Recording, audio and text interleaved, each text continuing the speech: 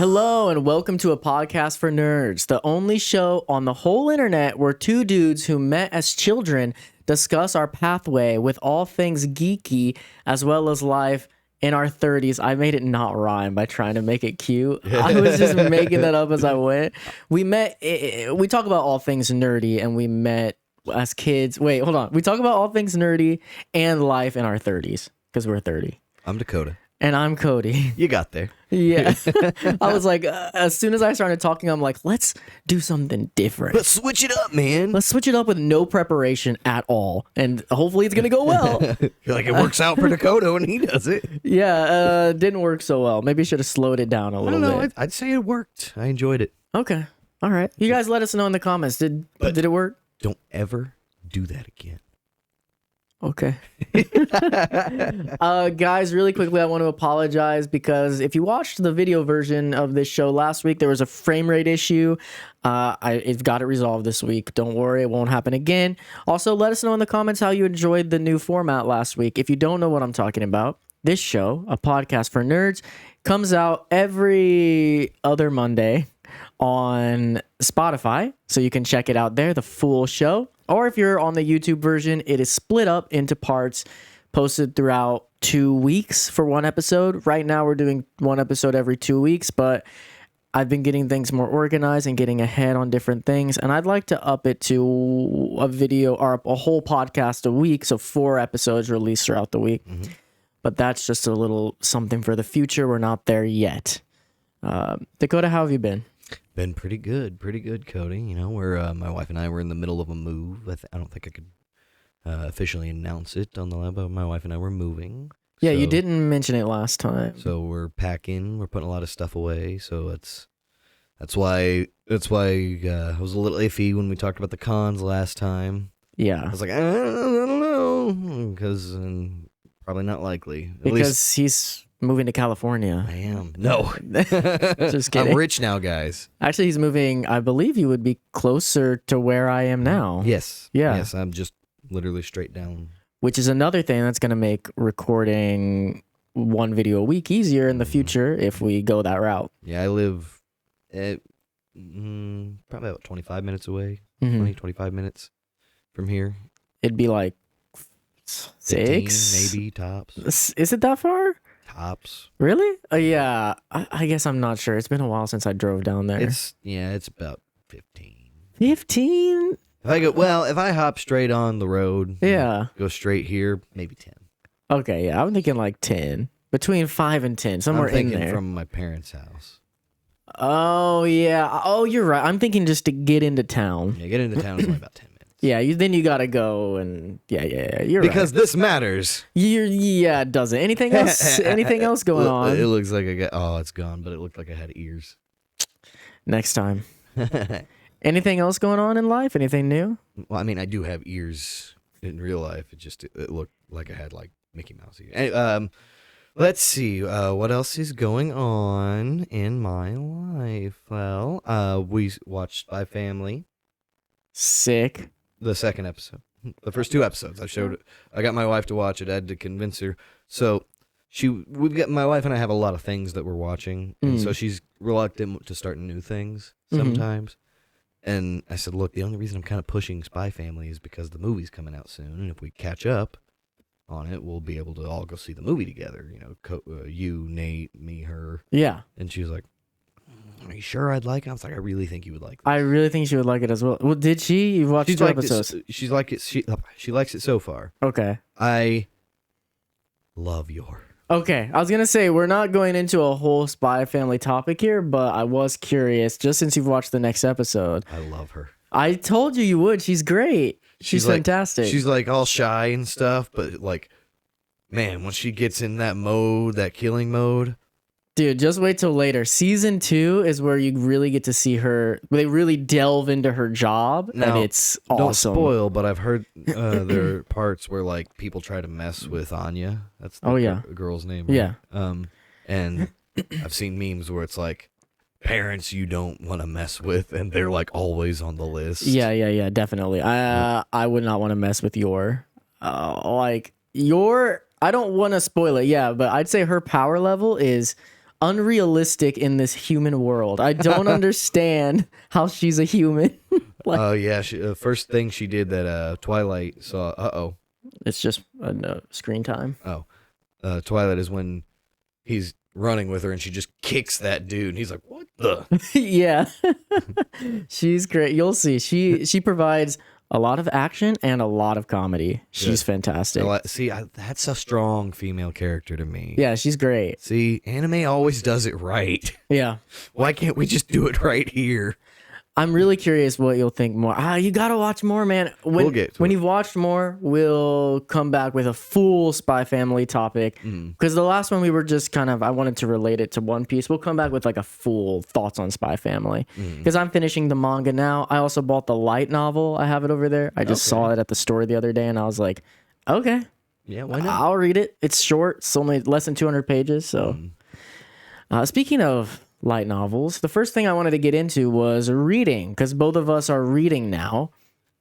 Is there anything you've been reading recently, or? I have a book. I've paused on reading because I've been kind of playing games at the moment. Oh, I see. Well, a game, but we'll talk about that in a bit. Okay. But I did start reading, as you know me, I'm in the classics, trying to get the classics. Started reading The Jungle Book. Nice. It's so I've read the first chapter of it. It's I don't know. It's really good. The first chapter, I like it a lot. But it's hard to describe, like just the way that the animal world views things and how they dictate the law of the jungle, so to speak, and it's really interesting. This guy's take on the animal world and back then. So I think this is a dumb question, but I assume it's very different from the movie, right? From the Disney movie. So far, it's the first chapter is all about. I mean, no, I won't go into major spoilers if anybody wants to read it. But the first chapter, more or less, ends with Mowgli telling Shere Khan to F off. Okay.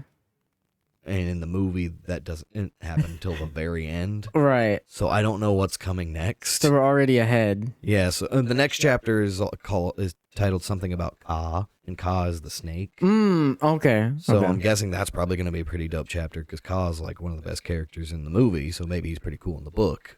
Or she, I don't know if it's a boy or girl in the book. I cannot remember Jungle Book. I remember it all right. I watched it as a kid. I watched the live action. As an adult, I suggest you go through and watch the Disney movies from original all the way up to now. The live actions? Yeah, just to see how... No, just kidding. The animated the live ones? actions. Yeah, the animated ones, just to see, how it progressed, But for you, I think the struggle is going to be when you get to the compilation movies.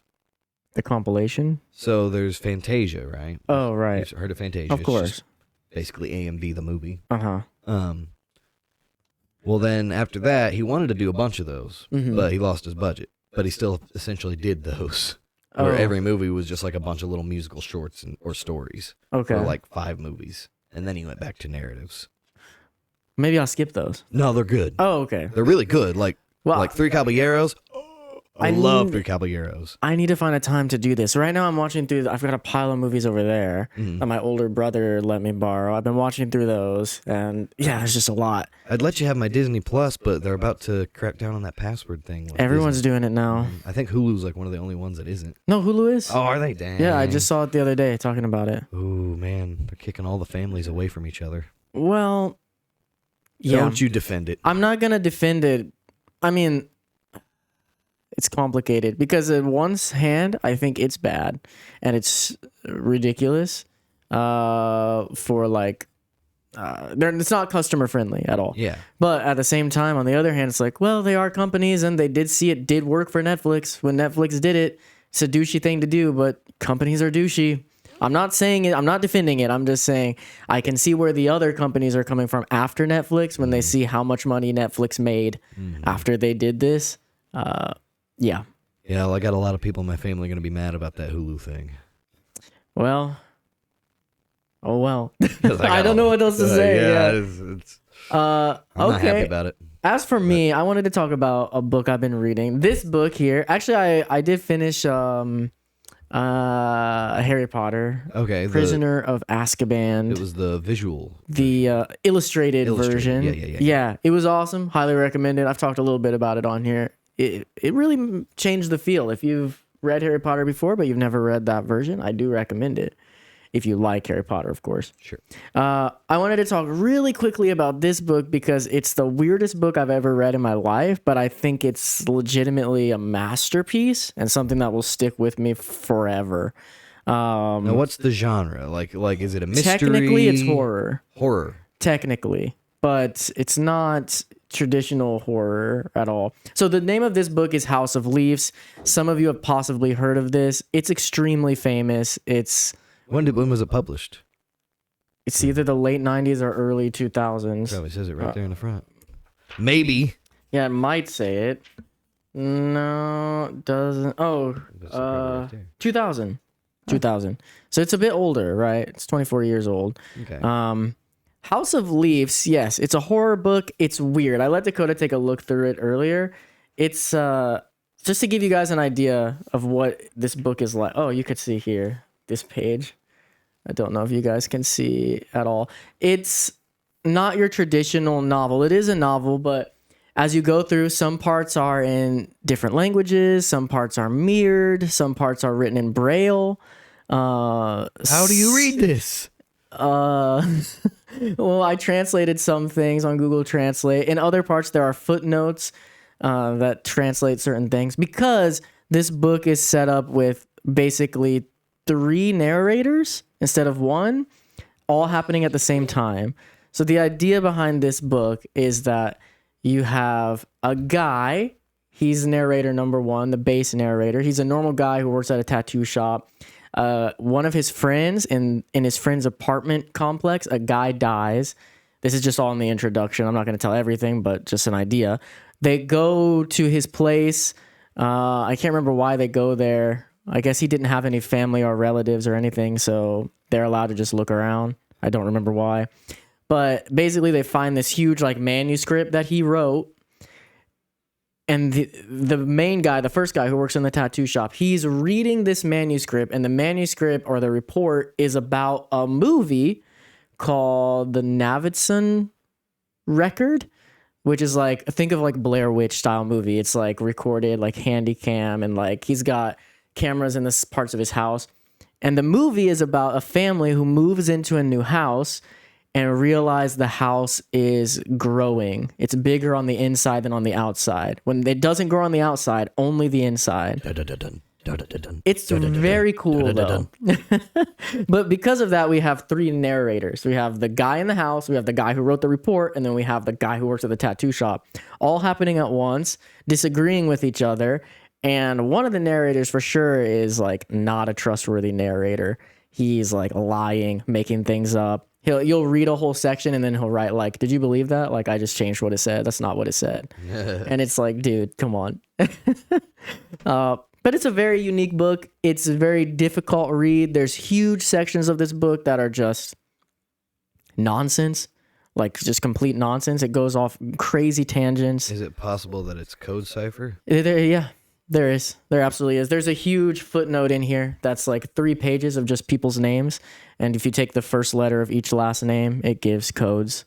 It's a crazy book. So I'll never read this book. Yeah, I don't recommend it to you, actually. Not trying to be dismissive about it. I just... No, I don't. I'm not bringing it up to recommend it to you. I kind of wanted to just recommend it to listeners. If this sounds like something that you're into, check it out. Sounds a lot more complicated than Jungle Book. It's the most complicated book I've ever read. There's a lot of really academic language in here too. It goes back and forth between very academic to very casual. But is it as deep as Winnie the Pooh? Possibly not. No, it is definitely. Because it's Winnie the Pooh. It's pretty deep.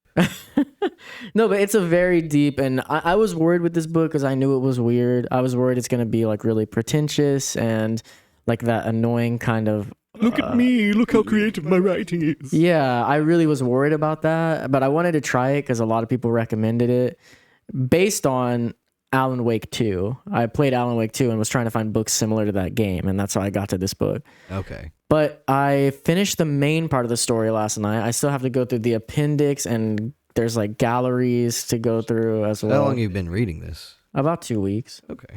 You read a lot faster than I do. I got addicted to this book. You know, I have ADHD, so people with ADHD can hyper fixate on stuff. Oh, yeah. This book is hyper fixation like material, Okay. 100%. I could not stop, even though it's weird. But yeah, it's a great book. I recommend it if it sounds like something you're into, and it will blow your mind if you're willing to sit through the bull crap that this book presents. But the reason, really quickly, and then we can move on, you have the weird writing and the weird way.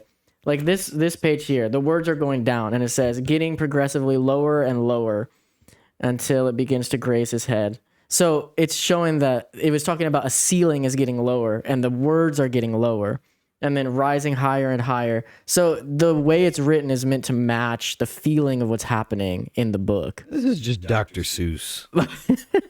It's dark Dr. Seuss. Yeah. But yeah, I just wanted to mention it. You guys should check it out if you've never read it. Just touch your feet with my feet.